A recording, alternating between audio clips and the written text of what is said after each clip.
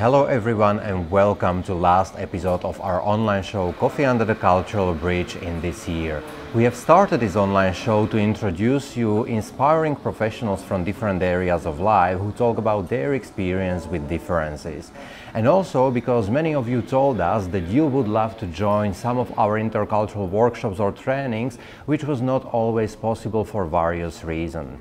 So this way we wanted to bring the topic of intercultural competence closer to you, and from the messages and feedback you keep sending us, we see that you just love the idea. In our previous episode, we went to Portland, Oregon to meet with Janet Bennett, who was talking about the work of interculturalists. We talked about Central Europe and its resistance to differences, and she also shared a tragic yet very inspiring story of young gentlemen. And so many of you contacted us to ask more about the Summer Institutes for Intercultural Communication in Portland, so we hope to see some of you there next July. In case you missed that episode, you can still find it on our YouTube channel, or if you watch this episode till the end, you will find the link to previous episodes there. Our next guest was raised in Iran. When we met, he introduced himself as a father, husband, and an immigrant. But he is also a speaker and a renowned global leader who studied at London Business School, at INSEAD in France, and at the University of California, Berkeley. He has been working in senior positions in financial industry for more than 25 years across a variety of countries such as Austria, Ukraine, Germany, Hungary, UK, Slovenia, and Slovakia. He thinks everybody should have the choice where to live, but this choice should go hand in hand with what do I want to offer back to my new home country. Please welcome our guest with a tremendous life journey, Nima Motazed.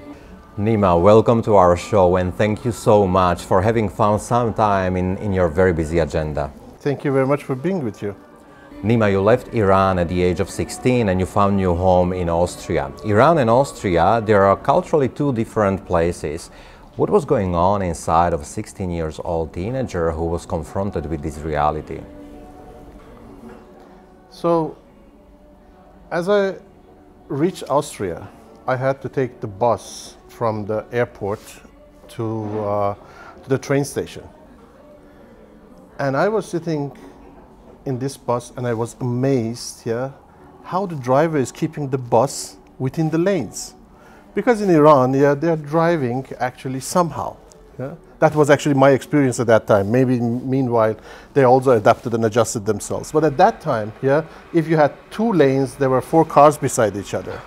And I was so impressed. During the entire ride, I was thinking only about, wow, how organized this new homeland is. So you had actually, your first impression was very positive. So there was nothing like cultural shock. You were impressed. No, actually, the culture shock came a little bit later. When I was established. When I started actually to look for a place to live. When I started actually to adjust and adapt myself. For a 16 years old boy, is actually a huge change if you are coming from a home that you have your food ready when you are coming home from school, your stuff are washed, there is actually a control over that what you are doing. And then suddenly you are faced with a situation, you are in a country that you cannot speak the language. Most of the people cannot even speak English, and at that time, the place that I was living, it was the case. And no food is ready when you are coming home, and you need to take care about everything. That was actually the culture shock element at the very beginning. And then, within a very short period of time, some Iranians realized that I'm in town, and they were very nice and tried actually to connect with me. And I can remember as they connected, they started to talk about Iran and speak Farsi. And I came over as really an impolite guy, as I told them, look guys, I know that you would like to be nice, but now I am in a new environment and I would never ever learn the language of this country if I'm going to hang out with you and speak only with you Farsi. I can speak Farsi. Now I need to learn German. So that was maybe not the very wise move. because then they left me alone. They left me completely alone. But that was actually also gave me the possibility to integrate myself easier, yeah, in my environment. I see. I read about you that you have a proven ability to overcome cultural barriers. Now, what cultural barriers did you face along your journey, and what is your way of dealing with them? You know, the cultural barriers are always is how you're growing up. What are the values, yeah, that not only your family is giving to you, but also your environment. Yeah? If you are coming actually from a country which the religion is playing a huge role, and then you suddenly is entering a country which the understandings are different, so you need to permanently adjust and adapt yourself. You need to permanently ask yourself, am I moving correctly in the right direction? Is this okay? I am adjusting myself too fast. I am throwing all those stuff that they taught me already away because now I'm in a new environment. And people start to struggle. And this is not only with the cultures and countries, it is also with the companies. So simply, you need to think about when you're moving from one company to another company, and suddenly, yeah, the entire corporate culture is different. Even if you're speaking the same language, you are still in the same country and so on, but suddenly you realize that it could be huge differences in the way how the people act, how they behave. So I was working in companies which the people were extremely direct. They were coming really into your face if you were doing something which they thought that they need to give you strong feedback. And then I was talking in a company that was absolutely inappropriate. So sometimes I was saying, this is a macho culture, yeah, and then I was coming actually in a culture ladylike, yeah. So maybe they stabbed you, but in your back, yeah, not in your face, with a smile in their face. And these are the stuff that you need to learn, yeah, and especially when we are talking about culture, there are a lot of topics. Language is a topic, religion is a topic, yeah? The way how you are defining the values are a topic. And it is not all about accepting all the new stuff which are going around of you. It's much more about understand them and respect them. Because if you're not respecting, then you're isolating yourself very fast. And this isolation is becoming actually a huge burden, yeah, for your future. Right. Many people who move to new country or who work across cultures, very often they face stereotypes or prejudices. Is that something you've been facing too? And if so, how did you overcome it? Oh, as I was working in Germany, and you know, in Germany, Germans and Austrians are speaking both German, yeah. However, yeah, somehow I think both countries are the opinion nothing is separating these two countries more from each other than the common language. I can remember as I joined the company, people were telling me as a joke, yeah, but you know, between the lines, yeah, you are feeling that. Oh, Austrians are quite good when it's going downhill, yeah, but playing football is not really, yeah, that what they're strong at. And then I was thinking about, yeah, actually, you know, these are the small teasers that are coming into the game, yeah? And you need to take them, you need to laugh with them. And then I was observing and seeing actually the environment that I was working was a very tough environment because the people were going through restructuring and they had less to laugh. So by bringing a little bit the Austrian culture of, you know, take it easy and doing in a kind of relaxed mode, within a very fast period of time, I could connect myself with the people.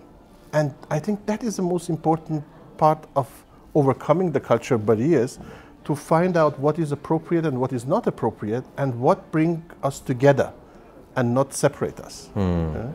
Now, we live in a context where the public narrative is based on this principle, us versus the others, and we name the others. We put them names such as foreigners, migrants, black, white, straight, gay. We name them as someone who doesn't fit to our company culture. We name them as someone who is a very straightforward communicator, or rather a silent observer. And more often than not, we assign negative attributes to those others. Now, you've seen the world, you live in many different countries, and you probably learned that things are not either or, they are not good or bad, they are not right or wrong. How do you address those polarizing views? You know, the reason why you are separating is usually you don't know much about the other. Yeah? You don't know much about the person, you don't know much about the culture, you don't know much about the circumstances. And you heard something, you saw something, you read in the newspaper about certain incidents, and based on that you're judging. Yeah? So within the 3 seconds that you see somebody, you are making immediately a judgment. You are putting this person immediately into one of your drawers, based on the sympathy or antipathy that you're developing. But why this is happening? Because you're taking that person and automatically taking all these type of experiences that you had with the person, with the origin, with the color, with behavior, and you're putting them all together, and your brain is deciding, this person fits into that drawer. Once you moved into that drawer, it is becoming very, very difficult to come out. So the first 3 seconds you are there, I believe even this is going much less than 3 seconds, but you are in the drawer. Then it's actually the few minutes takes that the person you're searching for all kind of confirmation that your judgment was right. This person belongs in that drawer. And after that, it's going to take you ages to come out of that drawer.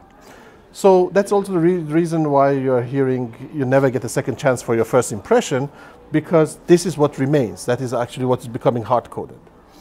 Now, very often, we are closing ourselves. We are limiting ourselves to this type of mentality. And we are not trying actually to sit down and to understand the person in a better way. And I think that is something that we have all in common. So if I was working in different countries, I could easily see, nobody likes change.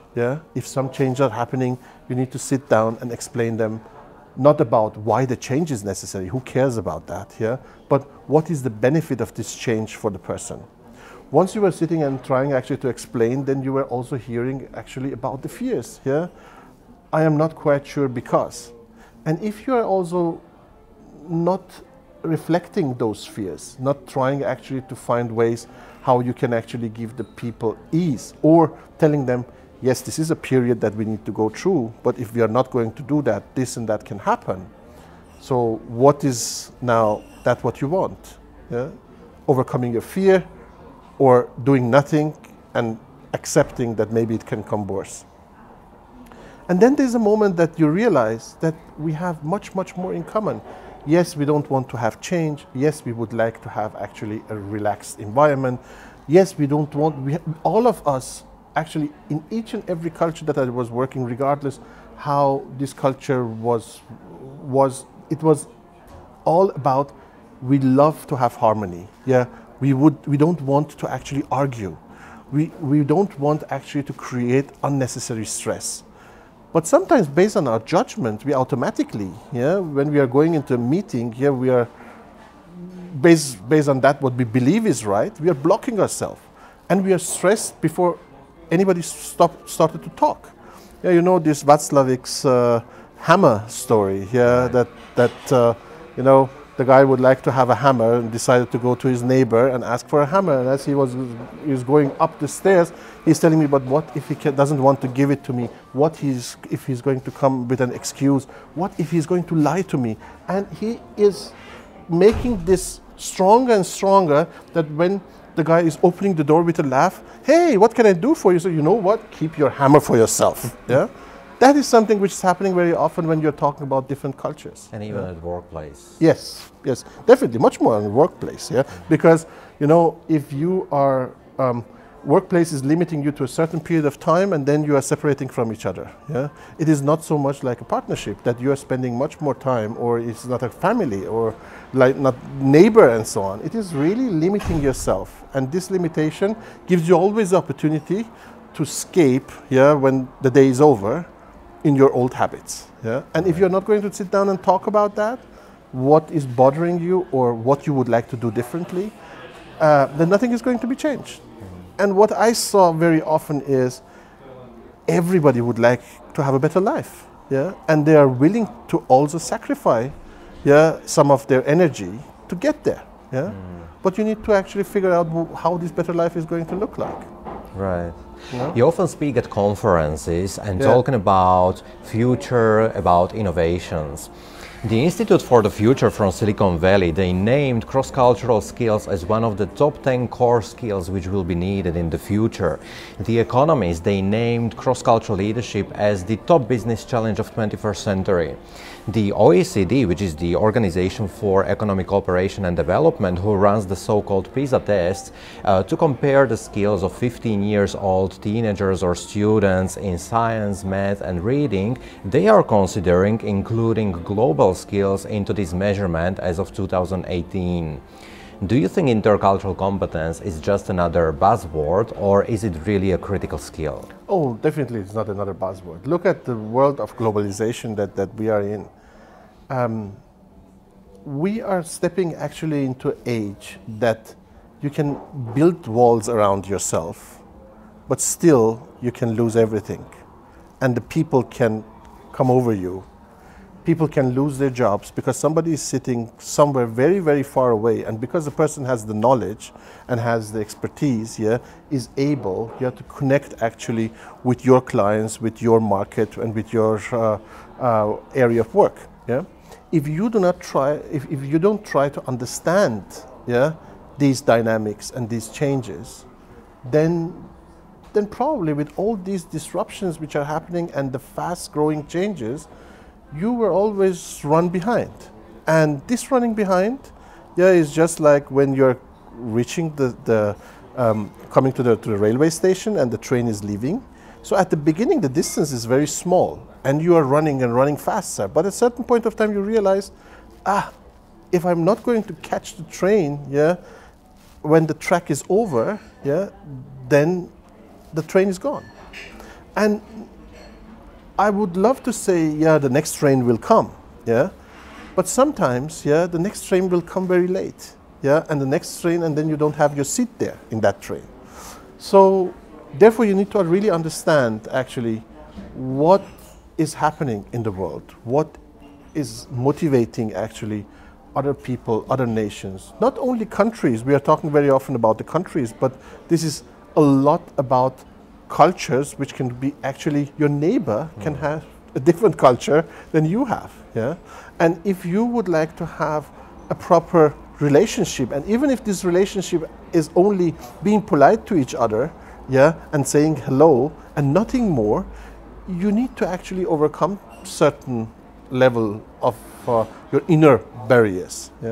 So I believe that this is not a buzzword. Buzzwords are some other stuff, that in the regular periods the consultants are putting on the table. They are coming and going. But educating yourself in this area is becoming a main skill. Give you an example which is also shows that I believe in that what I'm saying. Actually, I think the education level in Austria is quite good and the schools are fine. However, I decided actually to put my kids in a school in which they can learn more than only one language. And I was always looking actually to my own past, and I was telling myself, if I would not visit that American school in Iran, and I could not speak English, my life would be much, much more difficult, as I reach in Austria, although the people were not speaking English. But I had at least something to connect. And for me, it's quite important to learn languages, not because it is so difficult, but in order to understand the cultures. I believe in 10 years' time, we are going to have programs which simultaneously translating that what we are talking. So the barrier of talking and so on is falling very fast, because the programs are getting better and better. However, when we are talking about the culture, there are certain elements that maybe a Google translator cannot translate for you, also not in 10 years. And this is about understanding the nuances, yeah, which are coming into the game. And by using a word which is actually a confirmation, you are sending the message that actually I do not agree.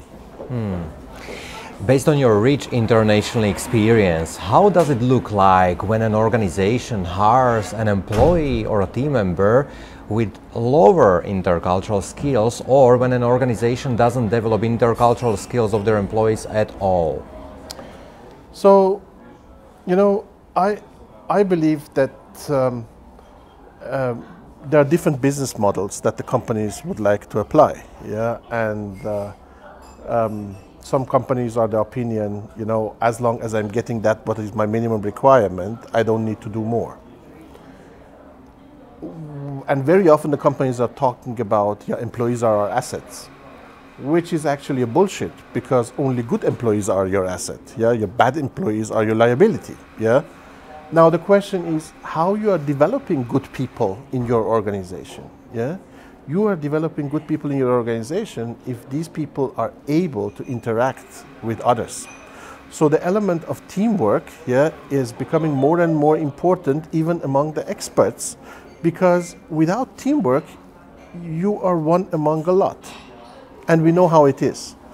And how you're connecting with each other in order to understand, yeah, others' needs, other elements, what is making the person happy, what is actually the person doesn't want to have. And these are all these intercultural aspects that you need to learn. It is, again, not always about the classical traditional culture element, but also in the company, yeah? Knowing actually that this business area we are behaving like this and the other business area are behaving completely different. So if I'm going and talking to the other business area and I'm not adjusting myself to that, probably, yeah, after a few minutes, yeah, I will lose them and I have no chance to connect with them.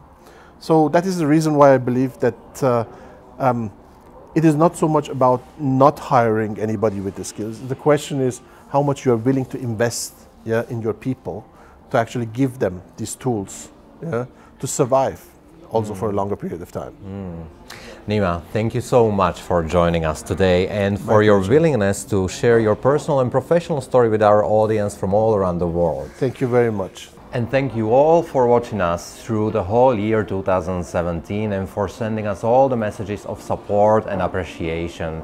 They do motivate us to keep going with this project, and we do promise you that we're gonna be back next spring. We wish a joyful Christmas season to all of you who celebrate it, and a lot of love and energy in 2018. And never stop being curious.